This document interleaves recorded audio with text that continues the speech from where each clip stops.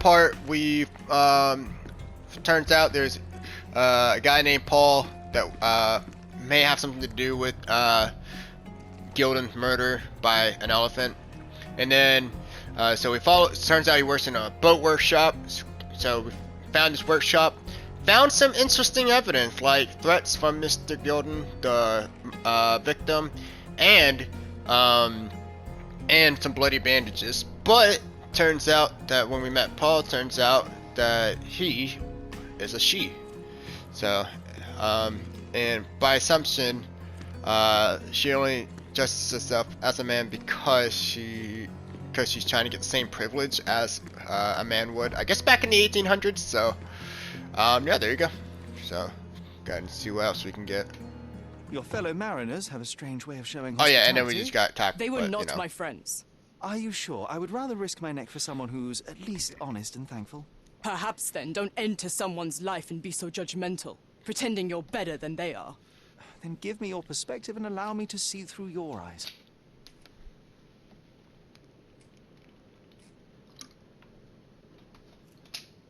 What were you doing this morning, Miss Perks? Don't call me that. I'm a champion. I was sailing. The other club members told me that you missed the race this morning. Do champions not need to practice? Ugh, you've talked with them already. No, I wasn't racing. I visited the doctor after that attack on me. And then I had to honor the deal with the bandits you just took care of. I tried to tell you before, but your partners interrupted. Have you heard the news? Theodore Gilden is dead. Do you have anything to say? Well, what a shock. To me, he was an angry old ogre. Good riddance. Was it Goliath that killed him? Did it crush him? Break his bones? Come on, tell me. I want all the details. You have an unusual way of showing grief. Imogen wouldn't appreciate that. But yes, the animal could have been involved. It's poetic in a way, isn't it? It takes a beast to kill a monster. I wish I could have been that elephant.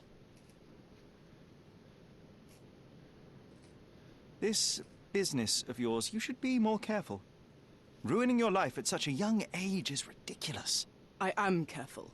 Except for you, no one has noticed where I store the smuggled goods. If the police arrive, there's no link to me. It's common storage, not exclusively mine. Alrighty. I'm clueless. You smuggle illicit psychotropes on your yacht. Not a delivery for the hospital, I'm sure. Of course not. I've had to cut corners to earn some money. How might a person afford to pay for a yacht in an honest way? I don't know, although I'm smart. The buyers are my customers. Adults who are willing to pay for their pleasure, or weapons for jewels. Whatever they want me to deliver. Nothing criminal. Well, it's your lucky day. I'm not here because of smuggling. Have you tasted this tea yourself? I wouldn't have been a champion if I had used it. It's just a side business that keeps my career afloat. It's quite expensive to compete in yachting. Sometimes I cut corners. Such as fixing Whirlpool yourself? Exactly. And sometimes I just have to pay. That's how I earn money. I don't sell slaves or take the last mangear from a poor family. Paul worked for a criminal organization on the side, smuggling goods for money. They see it as a necessary evil to amortize the cost of their true passion, yachting. I was attacked by criminals who were after Paul. He owes me an explanation, but he has none. Alright. I don't know what this means. The Whirlpool room had a box full of darts in an excellent Look what I found. A box full of darts. Hey, that's mine. I confiscated it. These darts appear to be filled with something. Poison? How powerful is it? It's strychnine. Enough to instantly kill a small rodent. I haven't tried it on a human. Yet. I hope you know what you're doing. Could it immobilize a larger animal, say, an elephant? I've never tried, but I have wondered. Paul claims to load the darts with strychnine, whatever, and uses them to kill rodents. It seems as though Theodore Gilden hung a sword of Damocles over your life and career. Were these only words, or something more serious? Check my forearm. Pulled muscles and bruises. Small cuts. Nothing that you could call serious. I doubt that a man in his late 50s could wrestle you. It wasn't him. He behaved like a rat and hired brutes. His boys tried to lock my hands behind my back, but I was faster and I escaped. Was he so protective of his daughter, or was it your feminine secret that provoked him? My guess is that he was protecting his property. As he saw it, he owned Imogen, and he treated her like a piece of furniture. He didn't want his daughter to be loved by anyone. What's more painful is that Theodore didn't allow me to love his daughter. Typical. I'm not sure that your relationship with Imogen could be described as typical. Are you afraid of a woman in trousers? Now that's typical of men. Paul confirms that they came into conflict with Theodore Gilden over Imogen. I doubt she would have anything to A say about charming this. Oh, she does. picture. Okay. I've heard that champions do often pose with their trophies. Cheeky. It is a lovely trophy, though. I'm sure you will agree. What is it that you like most about her? Her naivety? Her father's money? A somewhat difficult choice. Especially now that her father is out of the equation. Paul confirms that they came into conflict. Wait.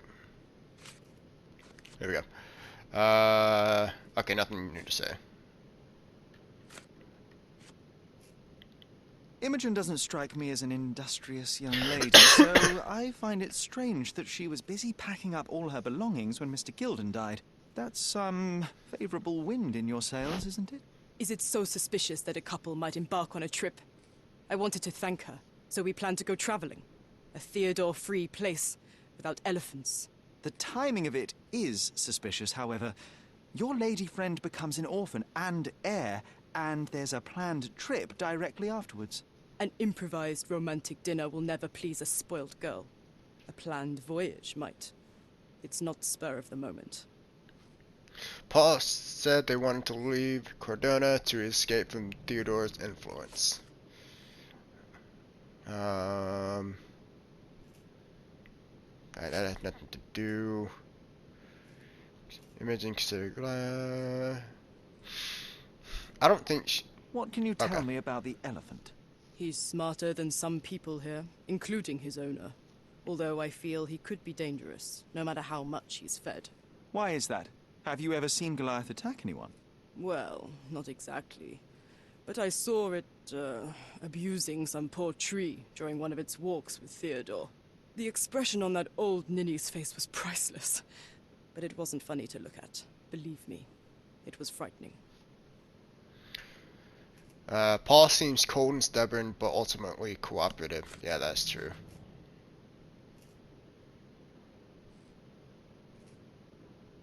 Does this knife seem familiar? I didn't find it in your competitor's back, to be clear. This knife is as blunt as your humor. It's a bosun's knife, but it's not mine. I wouldn't be so careless as to mislay my tools.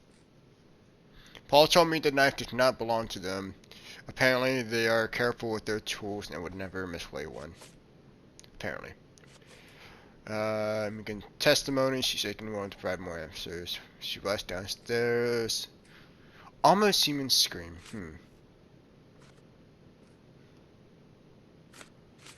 I don't know what you're suggesting. I'm clueless. I don't know what this means. Between yachts, darts, and notes from bandits, I've discovered many fascinating facts about you. But this, an installment of Nabe and Laura's adventures. Why did you sully your library with this? It's a gift from Imogen. I didn't buy it. I might have turned a couple of pages, but nothing more. I swear. I will give you the benefit of the doubt, but your literary taste has put you on my blacklist. Alright, wow, we got a lot of information from them. So let's see. So Paul told me the knife did not belong to them. Okay, so I think everything new here. Wait, Paul's not surprised that Goliath killed Theodore, mentioning that it is mating season. Okay. Excuse me. Excuse me. Okay. Came over to conflict. Okay.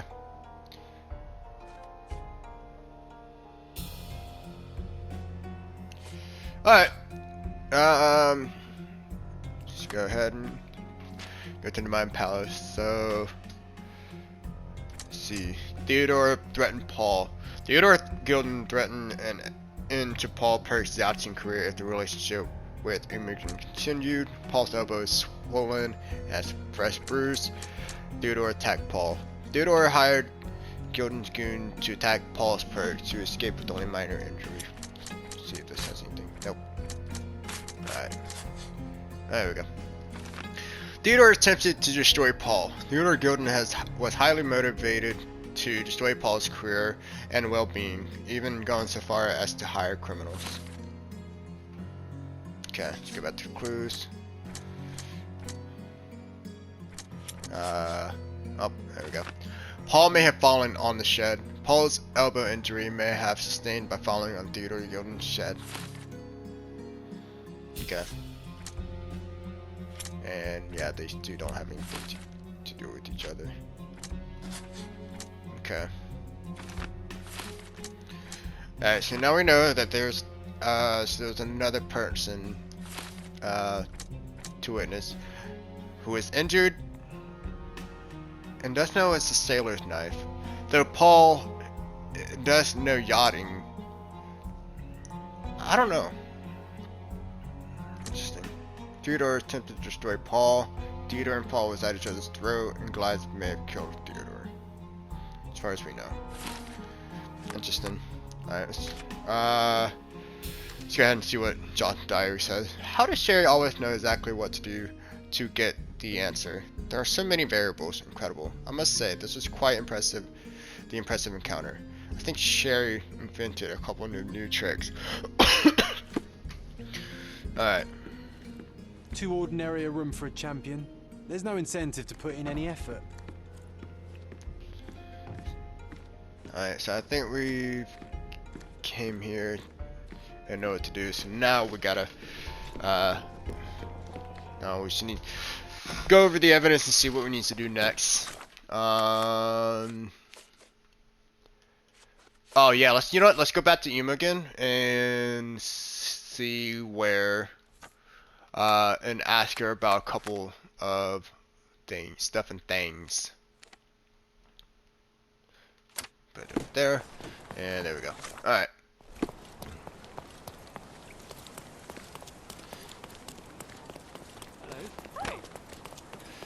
Alright. And you know, it's a new day, so let's go ahead and change our wardrobe too. Because why not? Let's see here. What would be a nice outfit for Anna? I think we'll go ahead and just rock with this. The OG outfits. Or actually, do this. Yeah, that looks cooler. Alright. So, anyways, I guess, you know, so let's find something else to talk about while we make the walk there. So yeah, I'm hyped. So I think that there's one game that I'm actually hyped to play and put on YouTube this year. It would definitely be the Sinking City. I'm definitely looking forward to it. Again, as I mentioned before, I've actually bought the game last year around this time when it was on sale, along with Call of Cthulhu and Werewolf the Apocalypse. But I never gotten around to play it, so I think honestly, I think I've forgotten about it like half a year, and then I keep saying like, okay, you know what, I'm gonna play it, we're gonna play it, but like, there's this other game that I figured that might be better to play during the end of the year. Like, there's sometimes like there are games that I actually pre-plan to play at a certain time, and Max Payne was definitely one of them, because, you know, like, quote unquote a Christmas game. I mean, it's really up to you whether you want to call it whatever you like. But it takes place during the snow time in New York, so I'm like, what the hell, why not? Quote unquote Christmas game. So it was kind of pre-planned, and then, you know, of course, we got our long series that we do 10 episodes, and then we'll take a break from it and jump onto another game. And we just finished Red Dead Redemption 2, so I do already have an idea what our next game is going to be. So, but you'll find that out after, you know, we finish this game. Alright. Again, talk to her about some more clues that we just got. I'm afraid I can't add anything useful. Have you seen what your father sent to Paul? This is despicable. My father was never a gentleman, but this crosses the line. I knew that father wasn't fond of Paul, but this is just awful. If only he could have seen how good Paulie is to me. I've nothing to say about this. Are you aware that Paul smuggles drugs for a dangerous gang? Mr. Holmes, I've already told you. I call him a pirate in play. He's not an actual pirate. He's a champion and a brave gentleman, not a thug. Let us agree to disagree on that. But don't be surprised if one of his clients knocks on your door. Alright, so now we got some new evidence updated. Let's see, here we go. Imogen was shocked to see how far her father's threat went. And, whoops. And Imogen doesn't want to believe that Paul could do something like this. Okay. Alright, well, I'm not gonna lie. We are kinda at a standstill at this point.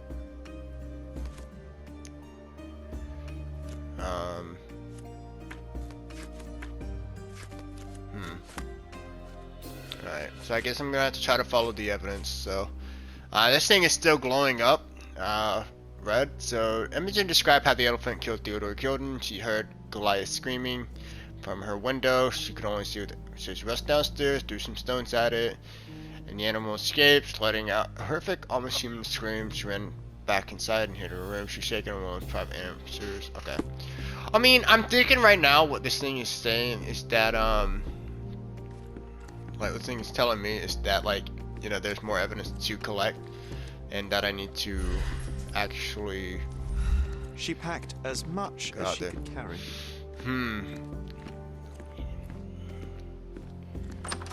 Okay.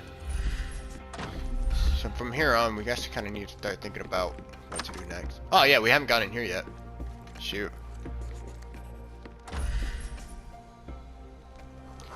Faded leather, if we can use view. Nicest spot in the room.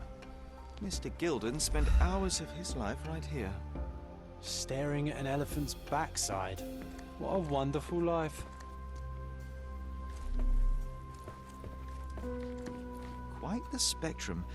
From the history of the Roman Empire to conspiracy theories of the French Revolution.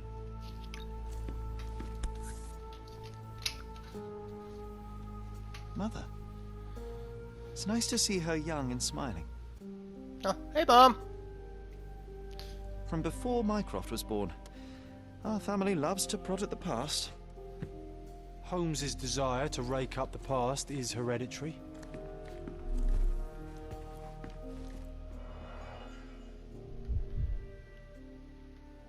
Alright, let's see here. It's a shame that we didn't, I didn't decide to go into this room before. It probably would have been even more helpful, but hey, you know what? Better late than never, right? A catchy title.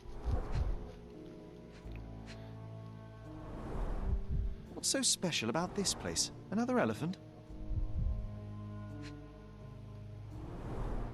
A partnership annulled with a single stroke of a pen. I should take a photograph of the plans. I don't want to carry them around.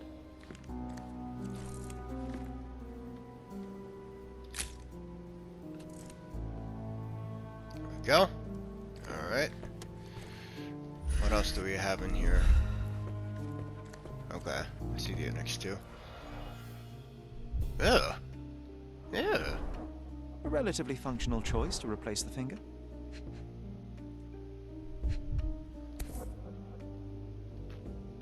Oh, the pungent stench of an animal. Did Theodore seek some pink elephants with this?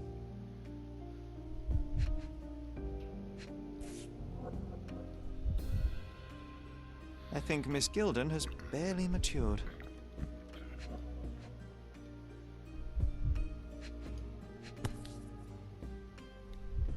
I think they were closer than you and me, John. I'm hurt. That's what I'm saying. It's kind of suspicious that an elephant just randomly attacks, like his owner, like after a deep relationship. Especially like knowing how smart elephants are, and how emotional they can be. Alright, Elephants Band, Cordona Chronicle, 1875. A local wealthy resident, Theodore Gilden, 55, has purchased an Indian elephant from a traveling circus. Mr. Gilden commented, "It is a wonderful opportunity. There is no one on this island better suited to provide such a comfortable home for this elephant. It is a paradise for a noble creature. No longer will this animal be locked in a tent with clowns. He will be my companion from now on. My second child, and I will protect him. Don't be jealous, people of Cordona. I am your best citizen. Bit of a narcissist, don't you think? Only time will tell if this is a midsummer madness or not. The neighboring elite of Cordona are shocked to read the news, and furthermore to hear the terrible trumpeting of the beast. But they are having to accept the eccentricity of one of Cordona's most powerful. Now we can all say that the riches of our island has trouble to bear too, the same as the rest of us. Well, I guess he knows His best. second child? An apparent son and heir, I'd say. Interesting. Let's see what else we have. So, perfume bottle with transparent substance inside and an engraved elephant head on the side. It smells truly terrible. Whatever it is clearly an animal origin. Given Mr. Union's eccentricities, I do not know what to expect. Ivory bath construction plans. A construction plan for the Ivory bath name is Swift was listed as a partner, but has been crossed out. Interesting. Very interesting. Let's talk to Imogen and see if she knows much about this plan. So, A Swift, very interesting. So apparently that he had construction plans at a certain place, but looked like he crossed out his partners for some reason. A Swift, is this name familiar to you? Your father had it removed from this plan. Oh, that's Arthur Swift. I've seen him a couple of times here. He works with my father in the old city, digging up something ancient. He is an archaeologist? That's the word, yes. But to be truthful, I really don't think Mr. Swift is fit to be one. I've just learnt a lot about archaeology from my favourite book series. Oh, they are page-turners. Inspirational, I'm sure, but would you happen to know where this Mr. Swift might be found? I don't, but perhaps you can find out somewhere. My father's work with him is all official. Lots of boring legal papers with signatures and stuff. And, which part of the elephant is in here? It's quite pungent. Oh, that. It's elephant sweat. Father believed that it might replace traditional ambergris. Well, that's true entrepreneur spirit. That's way more disgusting. Alright. The vial contains the sweat of the elephant. It could have been worse. I don't think it could have been pretty. Theodore are going to remove Arthur Swift from their plan for the land in Old City and dissolve the partnership. Okay, so none of these connect to each other. Alright.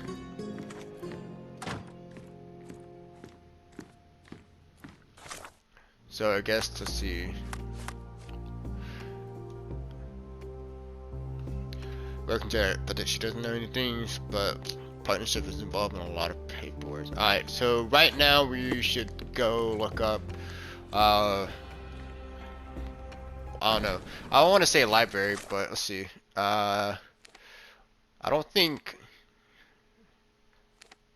maybe, yeah, perhaps the city hall would be our best bet, because I don't see how the police archives work, or the Cordona's Chronicle. Maybe. But let's check out the city hall first. Alright, and we are off. Wait, is there any way I can fast travel it to it? So, wait, what's this? Oh, it's probably how I can, like, pick up, like, new quests and all that stuff, so we won't worry about that just yet. Alright, so I guess we're just gonna go ahead and run to it first, so. Alright, you know what, one thing that I think this game could also have used? Kinda like a as an extra interactivity-ish kind of thing. And I mean, we've only like, scratched like the first like hours of the game, so perhaps we haven't discovered every game mechanic yet. But I was also thinking that they could also add a chase scene or something, or maybe like a few chase scenes. But you know, where you're going after the criminals, and you know you have to go over obstacles, trying not to get hit by stuff. Kind of like how Judgment did with the chase scenes. But you know, we'll see. I mean, let's not get ahead of ourselves here. Look, the cutest thing you'll see all day. Hamlet staged by children. Flashes and merriment. Wait, we got a new case? What? Hold up. Okay, we'll worry about that after we discover this case. Let's go ahead and stick with one thing at a time, trying to not get sidetracked as much.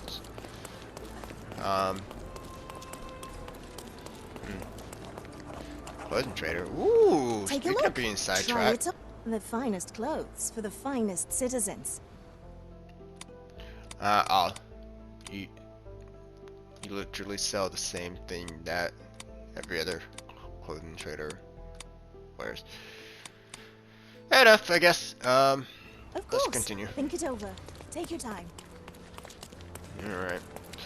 You know, one thing I've always kind of liked about when it came to details and shop owners, I remember in Assassin's Creed 2, I think, probably could have been in any other Assassin's Creed game, but especially in Assassin's Creed 2, if you go to a shop and then go into their inventories and back out, the shop owner or whoever you're trying to make a sale with will wave you off, and then just kind of I don't know how what you call it. Basically, they'll try to be like, whatever, fuck you. Basically, a middle finger behind your back is what I'm trying to say. Does it look remotely familiar to you? Should it? But then Concentrate, sherry. but then new case. Oh my god, dude, come on. But then again, if you actually did buy something from the shop owner, that's when they'll be very happy that they made a deal. Whatever. All right. A walk through City Hall Square has unleashed an old memory. John insisted that I concentrate. Alright.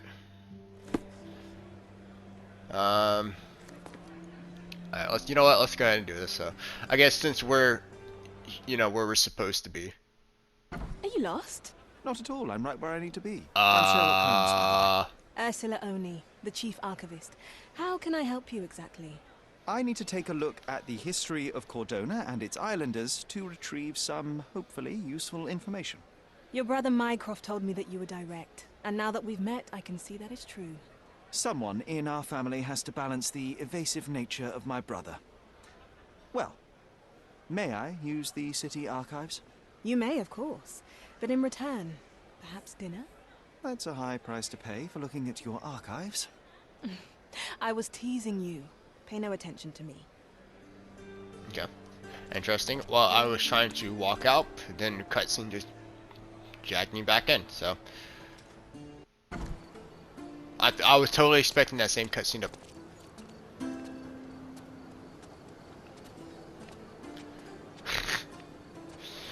Alright, everybody knows how to freaking moonwalk in Cordona. It's amazing. Alright, let's see here. Okay. Since we're here, we might as well go ahead and do this. A large crowd gathered.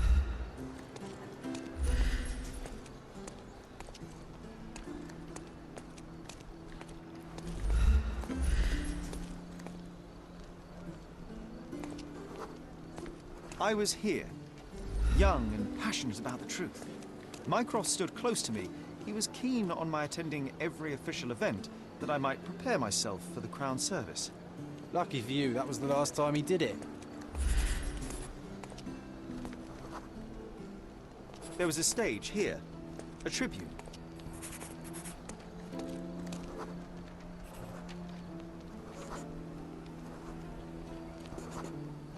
The governor gave his speech there. He was lying through his teeth and nobody noticed, or didn't want to, but I noticed. I was extremely irritated by his lies. I shouted my opinions very loudly for everyone to hear. The crowd went wild.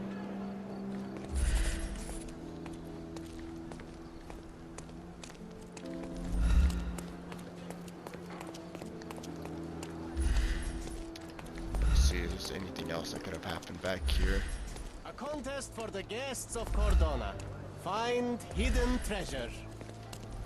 I'm kind of doubting it right now.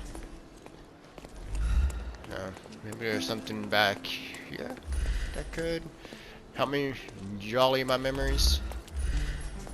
Oh, here we go. Mycroft was angry but calm. He led me away from the stage.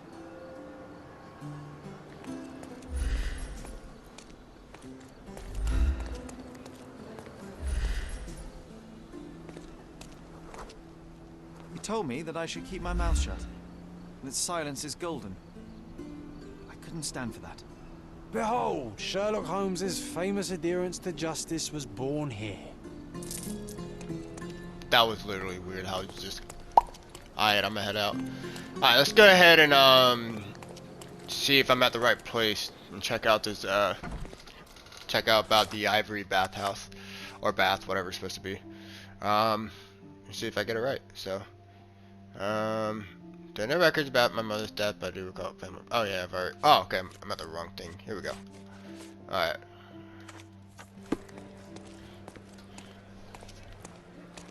Let's see. I imagine we can go here.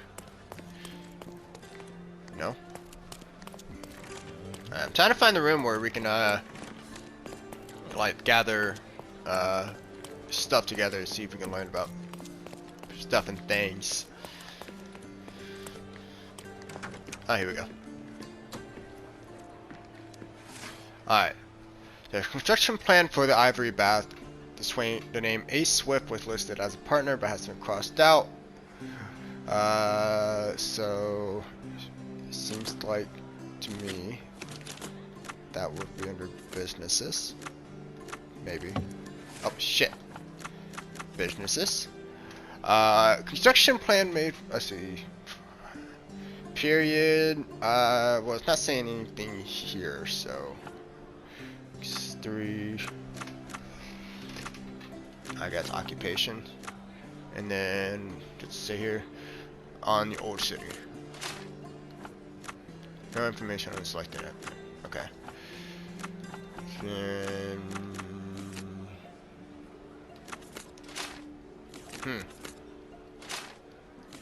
okay, so I think I got this right. Perhaps is British. There we go. Okay. Registration of Gildan and Swift Ltd. Notice of registration. By authority of the government of Cordona, this deed registers the creation of Gildan and Swift Ltd. on this, the 21st day of June 1877. Okay, so Gildan and Swift were in business together. Alright. Theodore Gildan is the sole proprietor, I hope I said that right, proprietor and founder of the above enterprise and shall provide finances and the land known as the Roman outskirts. Arthur Swift is a founding partner and shall provide finances and his service as archaeologist. The primary purpose of the enterprise is to perform archaeological. Sorry, I've been playing this game for like an hour and a half right now, so I'm starting to trip on my words right now. Research in the ruins located at the intersection of Bazaar Road and Arnott Street. Sorry. Beyond the fortification walls in the old city of Cordona. I swear to God, I was distracted by something else. The sole proprietor undersigned hereby agrees to fund archaeological. Goddamn. And